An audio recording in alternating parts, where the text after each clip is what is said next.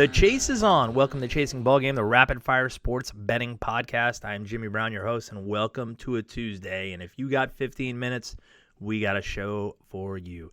As football season gets closer and closer, we have you covered if you like to watch or wager on sports, especially football. Our show is completely powered by Chasers.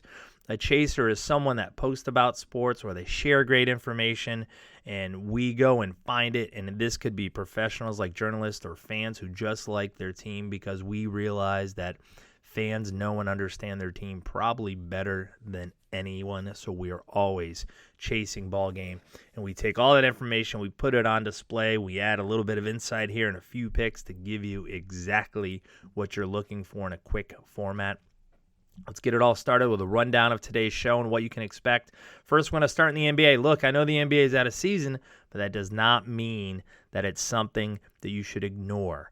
Our popular segment, Betting the Buckets, is back, and today we're going to look at one NBA team that's not getting any attention, and they deserve it, and that could mean extra money in your pocket this NBA season. Then we're going to head over for our college football free-for-all. Yesterday we covered two great football games, and today we are back as we're going to cover another football game in Week 1 that maybe you haven't noticed, and maybe you should. Then Pigskin Primer, it's time for the NFL. We're going to start things with the calendar crunch. This is our special feature where we find a few games in the NFL schedule with advanced lines that stick out to us. So get your pen ready, get ready to save the dates. And then, of course, we're going to give you an NFL preview. And today we're covering one of the most popular teams in the NFL. I'm talking about the Pittsburgh Steelers. As always, Chasing Ball Game is way quick with a pick. So let's get started in the NBA. Look, Betting the Buckets will give you a full NBA breakdown, especially during the season. But I will tell you right now, I'm a hoophead. I love basketball and I love the NBA, so I always have one team on it. And after that incredible free agent frenzy, there was one team that really stood out to me that no one really paid attention to. At least they didn't give them the love, and that's the Portland Trailblazers. I get it. The Clippers got Kawhi and PG. I get it. The Lakers have LeBron, who's still the best player on the planet, and Anthony Davis. The Rockets brought over Russell Westbrook with Harden. I get it. The big players get the love. I get it. But really, the Blazers, to me, overlooked. They have an incredible home court advantage. They have a great chemistry on this team, not only with players, but with management. That's why you hear about players like C.J. McCollum, Damian Lillard coming out saying, you know what? We're staying right here with Portland. We're not interested in a super team. We want to stay right here, and we want to get a win. Both those guys also opted out of playing basketball over the summer so they can be fresh for the upcoming season. But check out some of these odds. The Blazers are 6-1 to win the Northwest Division behind the Nuggets and the Jazz. I get it. Nuggets are great. The Jazz improved, but they're getting too much love right now. In fact, because of the moves the Jazz made, they don't have any value. I mean, let's think about it. The Blazers won more games than the Jazz did a year ago. Granted, different team brought in people. I get it. And I understand that Nurkic, he's going to be out for the start of the season with an injury, but I still like what they're doing. They're building on defense. And the odds don't even show any of that. The Blazers, 20-1 to win the West behind 6 teams. If you're brave enough, 33-1 to win the NBA title. I'm not saying they're going to win the title, but based on these odds, the Blazers have the 7th best chance in the Western Conference at making it to the postseason. That's ludicrous. First of all, Dame Lillard, he's a stud. 6th in the NBA MVP voting. 4th All-Star appearance. 2nd All-NBA second team honor. 25 points a game. It's about 7 dimes and 4 boards. And not only that, but you can hear him in his quotes talking about MVP. He wants to win MVP. He wants to win at a championship. And I know everybody talks about that. I'm just a believer.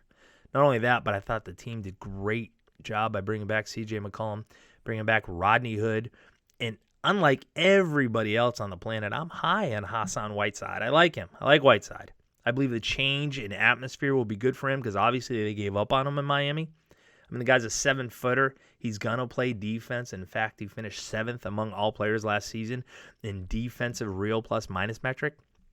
He's going to start. He's going to shine in this lineup. He's going to make them even deeper when Nurkic does come back. And they have a trend of improving every year. They do. Every year they tend to improve. The Trailblazers' Vegas win total for this year, 44.5.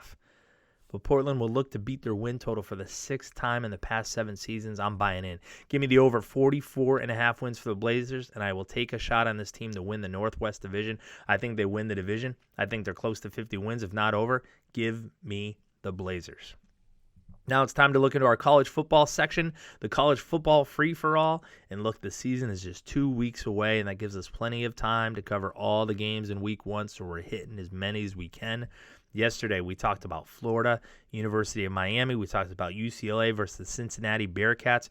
Please check out our archives and dig into those episodes because we had some really good information, plus picks on those 2 games. But today we're going to talk about Florida International versus Tulane. Here's a perfect example of a game that often gets overlooked. Not only do college football fans, but college football bettors like to bet on high-profile games. This is teams that are well-known, have big names, they're on TV all the time, your Clemsons, your Alabamas, all of those sort of teams. But you may overlook some real gems or some real value, especially at the betting window, if you don't pay attention to these smaller games. That's exactly what we have right here. All the most people know about FIU, unless you live in Florida, is that they're coached by Butch Davis. But they're a little more than that. They finished 9-4 a year ago. By the way, a single-season victory record. That says something. They return a senior quarterback, James Morgan. 7 starters on offense, 7 starters on defense. You want to pay attention to middle linebacker Sage Lewis. He led the league last year, 132 tackles. Good for a school record. What about Tulane? 4th-year coach Willie Fritz. Not only is he bringing back a ton of talent, he's got an incredible coaching staff, and they have high expectations. They really believe they can win the league this year, and I don't doubt it. Tulane's senior running back, Darius Bradwell, he might be one of the guys to watch on offense, by the way. Over 1,100 yards last year, represented 6th best single-season mark in school history. But defense is the strength of this team, especially that defensive line led by Patrick Johnson.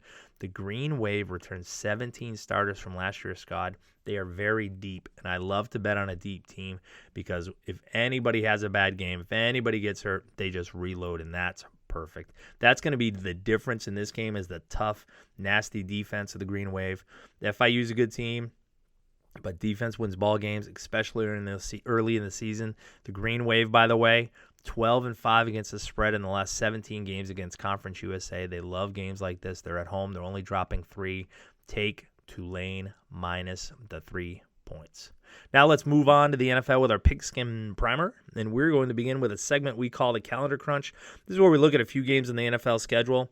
It really helps nowadays that almost all sports books put out advanced lines, so you can look at those too. And looking at games now, although the line can change, gives you a good view of where the odds makers right now think those games should be based on the schedule and based really on not seeing any of the teams in action. So those lines can move drastically depending on how teams look when they come out and play. For example, let's jump to week 2 of the NFL season, and we see the Broncos at home against the Chicago Bears. But they're only laying 1 point. As of right now in the advanced line, the Broncos are -1. Wait a minute. How are the Denver Broncos favored over a Bears team that is better than Denver, at least based on last year's results? That tells me something. Not only that, but the Bears are going to have extra rest since they opened the season on a Thursday night. So why the small line? Well, we all know about Denver's mile-high home field advantage, no doubt about that. I guarantee the media will definitely push the Vic Fangio against his former team angle. They'll talk about how Fangio knows this defense. They'll talk about how Fangio probably knows Mitch Trubisky. So that will be something to pay attention to because it does have a little bit of a merit, but I really think the public will flock to bet on the Bears, especially if they win in week 1. I think they will be overvalued in the spot, and I think the Broncos are a play. Now, beware a little bit. If I had to make a bet right now, I said it'd be on the Broncos, but why take the -1 right now when you can almost guarantee the public is going to be all over the Bears, and you might even get the Broncos as a home dog in week 2. So just circle that lineup right there. The next game I want to keep an eye on involves the Oakland/Las Vegas Raiders.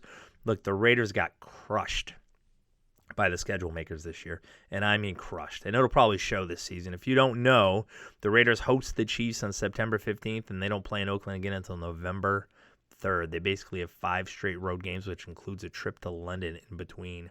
The game that stands out, at least to me, is when they play against the Colts in week 4. The Colts are -8.5, so this line is already baked into this schedule issue. People already realize that it's going to be a problem. This will be the second road game in a row for the Raiders. They have a game in London next, which always takes a lot of preparation. Oh, by the way, they're playing the Chicago Bears. It takes a lot of planning, and it takes a lot of things. After London, they're going to have a bye, but then they're going to hit the road 2 more times. So this actually could be a stretch where you would want to fade Oakland, especially in certain areas. Like, to me, off a win would be a good time to fade them. But as of right now, all I'm going to do is focus on that game in Week 4 against the Colts. Minus 8.5. I'm not taking it. I'm not playing it. Just circle it. Something to keep an eye on. Look for more calendar crunches in the future shows, but now it's time to talk about the Pittsburgh Steelers. Remember, not your normal preview, so I don't go into too many changes, who they brought in. I'm hoping you already know that if you're listening to this show, or you've read a ton of those because they're all over the place. More of a sports betting preview with a twist, but I'm going to start with the odds. All the talk is on Cleveland, which may be good news if you are a Steelers fan looking to bet a few bucks. Steelers, plus 168 to win the North. My last check, the Browns are the favorite. But this is what really kind of took me back. Right now, the Steelers are actually favored to not make the playoffs. Not make the playoffs. It's a small favorite, minus 135 on the no, plus 150 on the yes. But if you're telling me I can get plus money to bet on the Steelers to make the playoffs, definitely something I want to consider. Definitely something I want to think about. The regular season win total sits at 9 wins for the Steelers, and they're 12-1 to win the AFC, 27-1 to win the Super Bowl. Steelers have to love the fact that they're not distracted by Antonio Brown, Le'Veon Bell this season. I know they would never admit it. Maybe they will. But last year, with everything that went down with both of those players, it really shed a bad light on this franchise, which is really a respected franchise. It looked bad on Mike Tomlin. It looked bad on Roethlisberger. It looked bad on the ownership. There was just nothing good about it. So they really have to be happy right now in camp, progressing with people who want to be there and people who want to play their best. Also, I dug up some very good information on this team last year. This is according to Dave Schofield, excuse me if I pronounced it wrong, deputy editor Behind the Steel Curtain. He had a great breakdown on one of the bigger problems for the Steelers that they faced a year ago. The Steelers' 2008 point margin in the fourth quarter was their lowest since 2009. They were tied or had the lead in the fourth quarter in 14 of their 16 games, and they lost 4 of those games. That's a difference maker. It really is, especially when it comes to making the playoffs. Only the third time since Mike Tomlin became the coach way back in 2007 that they had a negative point differential in the final quarter of the games. That's going to change. And I really think that's the kind of thing that can be chalked up to distractions or problems outside of the locker room. Defense was the same way. That was a problem too. They surrendered 91 points per season on average, but gave up 123. That's 32 points more than usual. So there's a lot of improvement to be made for this team, and that includes, to me, at home games, at least if we're talking about the betting window. If you bet on the Steelers at home their last 13 home games, you are just 4-9 against the spread, which means they're really a bad bet at home. I think that's going to change. This team has room to improve. They have the coaching. They have the talent. Look, you got Juju Smith-Schuster catching passes and James Conner running the rock. They did great last year. So how can you be worried about an offense that returns those two guys plus the same offensive line they had a year ago? Worried about Big Ben? Why would you be? The guy had over 5,000 yards last year passing. In fact, 5,129. Oh, by the way, more than MVP Patrick Mahomes. He also had a career-high 34 touchdowns. This is a guy with experience. He's won 2 Super Bowls. Don't worry about the Steelers. Here's a team that's won 3 of the last 5 divisional crowns, and I believe that the Steelers win at least 9 games for a 6th straight season. I am betting on the Steelers to win over 9 games. I will also take them to win the AFC North. I think you got a lot of value on a really good team that is semi getting overlooked, but they definitely have a chip on their shoulder, and they're going to be playing like it. So give me the Steelers over the 9 games and to win the AFC North. That'll do it for Chasing Ballgame. Thanks for taking time out of your day to tune in, if only for a few minutes. If you missed anything and want to hear it again, you can find us all over the place. We're on YouTube. We are on Anchor, Spotify. You find us anywhere. If there's a place that has podcasts, you're going to find us. If not, let me know. I'll get us there. Join in the fun. Become a chaser. All you have to do to be featured right here on the show, just hit me up.